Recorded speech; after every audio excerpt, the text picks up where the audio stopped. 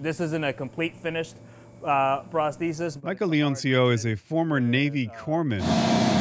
The company he works for fits vets with prosthetic limbs. He was in Iraq in 2005 with a Marine unit in Ramadi. I always knew I'd do well in the military. He's a regular at the VA in La Jolla. What's going on, man? How you doing, be on brother? TV. This cat's fantastic. Leoncio knows vets who underwent limb reconstruction. For the majority of them, it was a tough decision, but they've done really well afterward. He knows other vets who had their limbs amputated months or even years after their initial injury. Almost all of them have said that I can't believe I didn't do it sooner. It really depends on every patient. Then there are the vets like Leoncio. It was about 28 days into the deployment when our Humvee hit an IED, a roadside bomb. The Humvee did a backflip. I got partially ejected and the door kind of landed on my leg, and so that's how I lost my leg.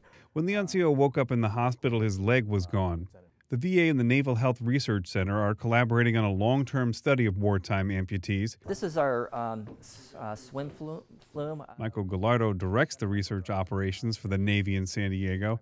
Researcher Ted Melzer recently went through the medical records of all 625 troops who had severe lower limb injuries between 2001 and 2008.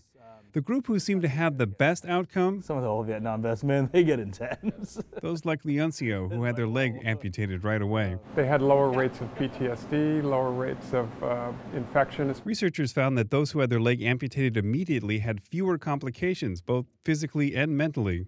Early aggressive rehabilitation promotes their psychological well-being versus the other patients that go through limb salvage or wait for late amputation.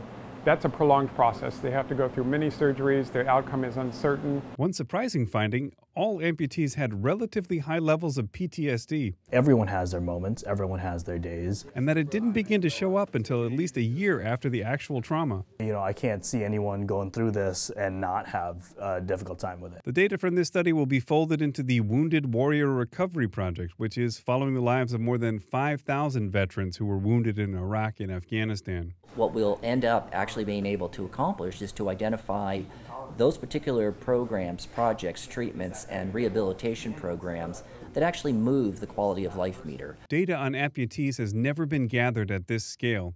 Ultimately, it may not only help these vets long-term, but it could help anyone who is facing the tough choice of whether to go forward with an amputation. There's nothing you can do. It is what it is. It's not coming back. Steve Walsh, KPBS News.